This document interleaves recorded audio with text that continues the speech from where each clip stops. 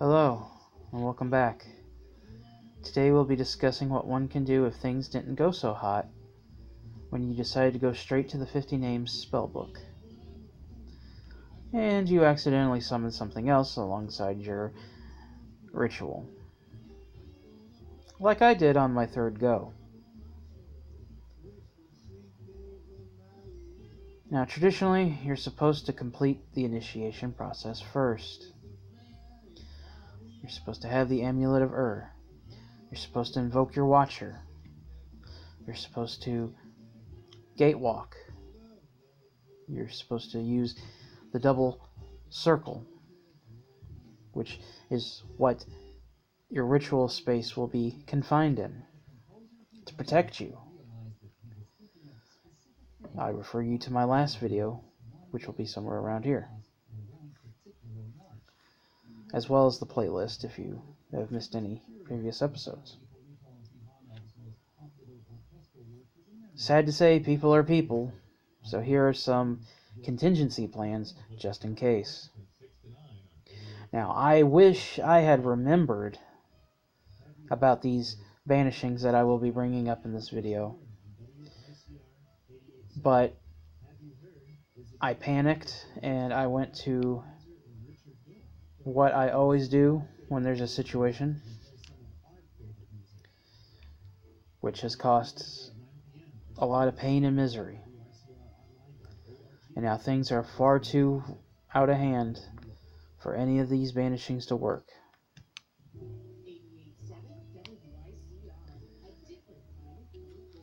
Again, I point you to the last video. Now, one thing this book will say to you off the bat is there are no effective banishings. Now, let's read what the book has to say about this. In the interim period between the translation and the publication of this work, the editor, along with the Circle of Initiates in another discipline, undertook the experiment with the rituals and forces outlined in the Necronomicon, and using the material alone or within a Western ceremonial structure, such as the Golden Dawn system, we came upon a startling discoveries in both cases. There are no effective banishings for the forces invoked in the Necronomicon itself. The rituals, the incantations, formulae of this book are of ancient origin, comprising some of the oldest written magical workings in Western occult history. The deities and demons identified within have probably not been effectively summoned in nearly 6,000 years. Ordinary exorcisms and banishing formula have thus far proved extremely inadequate, this by experienced magicians, hence the following recommendations.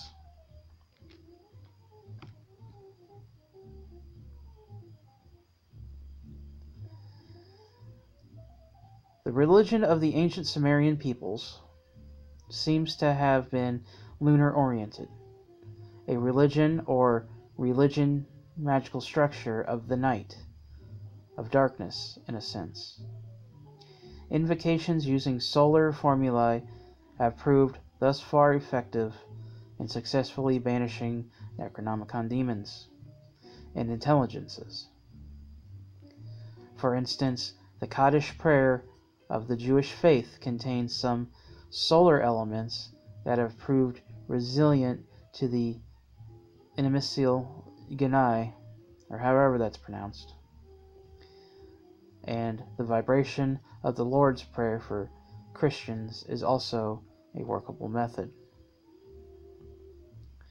We suggest that individual operators utilize an equivalent solar, i.e. positive light, invocation from their own religion or the religion of their ancestors, should they no longer have a religion, or should they have changed it in their lifetime.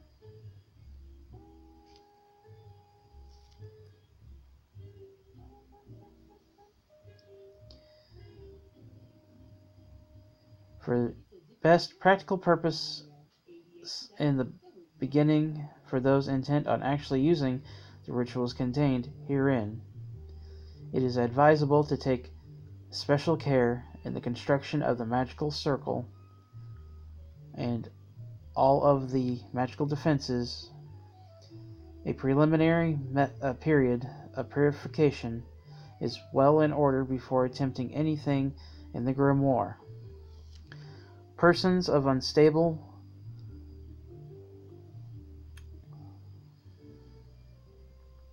mental or unstable condition. I didn't mean to do that. Okay. Persons of unstable mental condition or unstable emotional condition should not be allowed under any circumstances to observe one of these rituals in progress. That would be criminal and perhaps suicidal. One of our colleagues was fearfully attacked by his dog directly following a fairly simple and uncomplicated formula from this book. This is definitely not a Gilbert chemistry set. The method of the Necronomicon concerns deep primeval forces that seem to pre-exist in the normal archetypal image of the tarot, trumps, and the Golden Dawn talismanic figures. These are forces that developed outside the Judeo-Christian mainstream and were worshipped and summoned long before the creation of the Kabbalah, as we know it today. Hence, the ineffectiveness of the Golden Dawn banishing procedures against them. They are not necessarily demonic or qlipothic in the sense that these terms are commonly understood in the West. They are simply represent power sources largely untapped and thus far ignored by 20th century mainstream consciousness.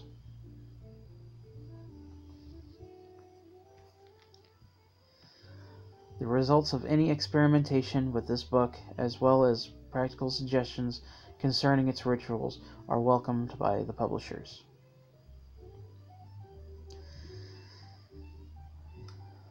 Now that we have read what the book has to say, the magic circle that was mentioned is more than likely referring to the double circle. The double circle is your barrier where you conduct your ritual. It is your ritual space for you and your watcher. But this post is for those who decide to use the backdoor method, like I did, and start with the 50 names. Now there's 2 sets of banishings and exorcisms. One set we'll get to at a later date and time. Today's set, however, to my understanding, can be performed by the uninitiated. Of course, and again, things are much better when you've been initiated. Again, I state, this is something I should have put into immediate action when the danger presented itself. Excuse me. Always pay attention to the nature and your surroundings. Always be sure to have your sigil of the gateway, also known as elder sign, with you as your personal protection from the malicious entities from the Simon Necronomicon. Again, I point you to the last video.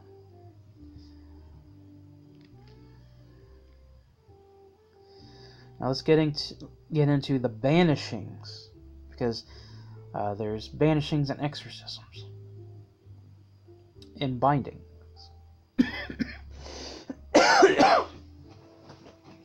But today we're going to focus on the banishings.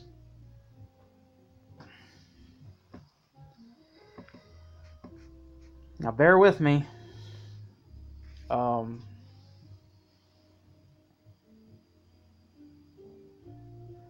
The conjuration of Alika.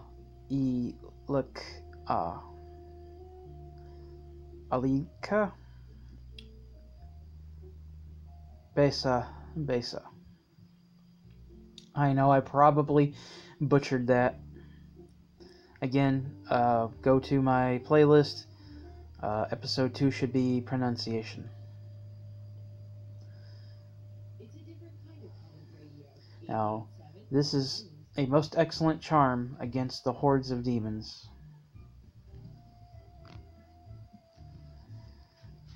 Arise, arise, go far away, go far away.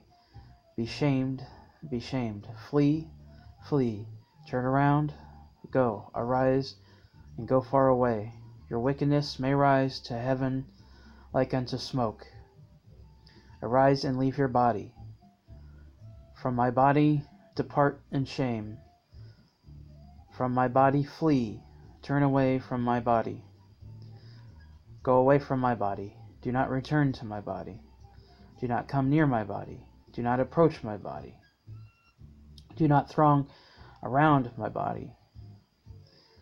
Be commanded by Shamash the Mighty. Be commanded by Enki, Lord of all.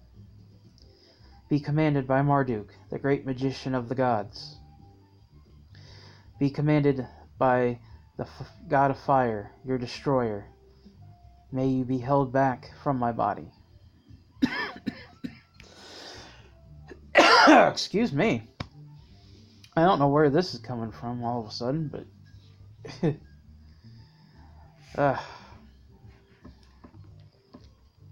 Now let's go into the conjuration of the mountains of Mashu. Now, Mashu is where evil is sent, to my understanding. And it is through my experience protected, well, not protected, but it's overseen by a reptilian race to keep any of the evil sent there.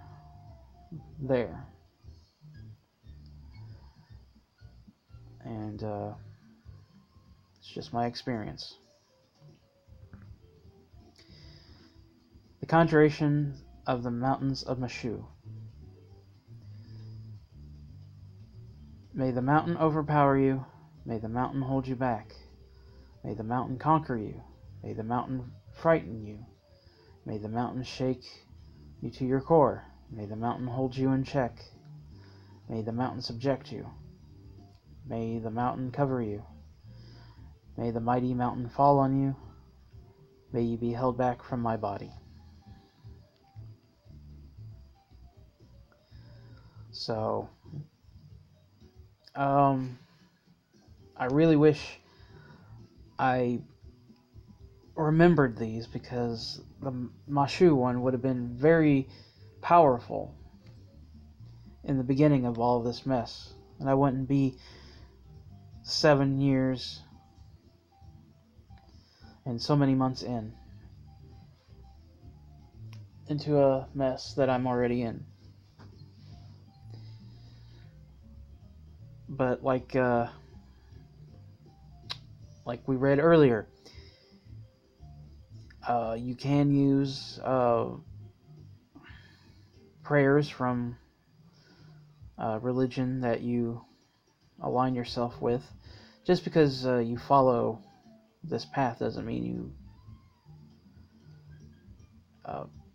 give up, your religion. I know somebody who is a Christian pagan, or at least he calls himself that, and everything he does with all his spiritual paths all revolve around Christ and Christianity. Me, myself, I don't follow Christianity, not anymore, but y'all know that from my God videos. So, but I do acknowledge Jesus, and I do acknowledge the one that people call Yahweh, but I don't see him as the Christian God. anymore. I see him as something beyond religion. Which is weird because I see Jesus. Weird, I know, but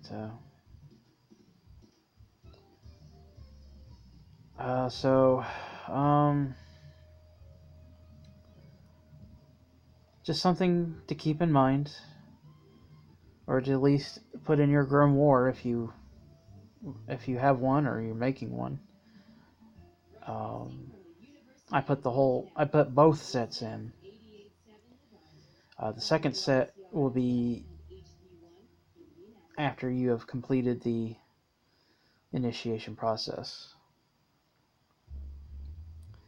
based on some of the items that are needed to conduct one of them, at least to my understanding. So with that being said, I hope you found this video informative, and if you go straight to the 50 names, please be careful. Don't be the drunken frat boy party that picks this up and says, hey, we're going to see if this stuff works, and be all disrespectful about it. Or be like those group of kids in that Necronomicon summoning video that's all over YouTube.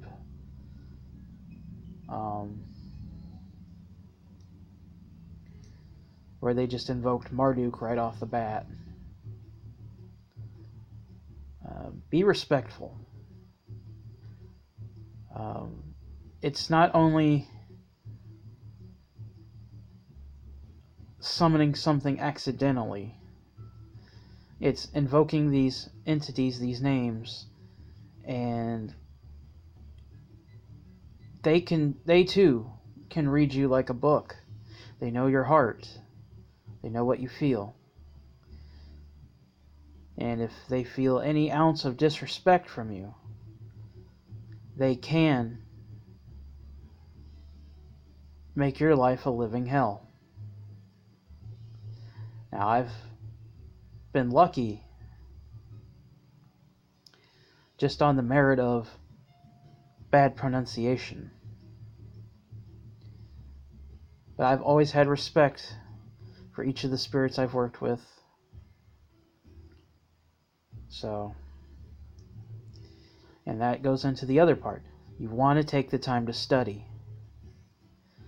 Study, study, study. Learn the pronunciation. Given that, accents vary from region, but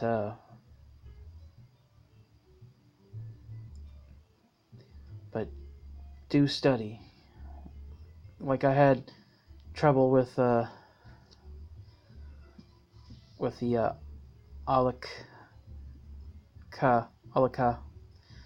Alaka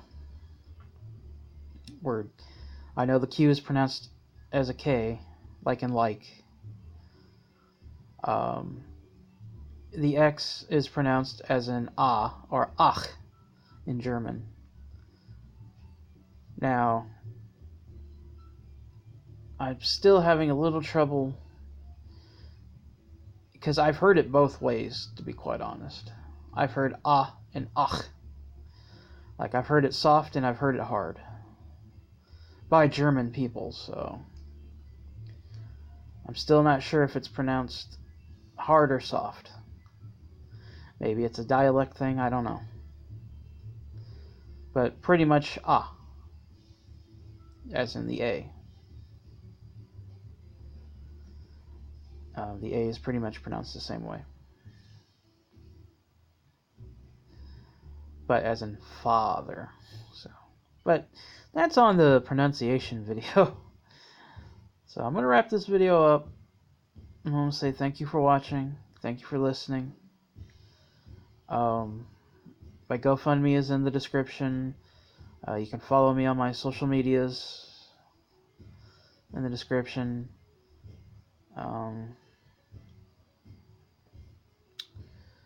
Be sure to click that little bell icon to stay informed. subscribe if you haven't, and I'll catch you all later. Bye.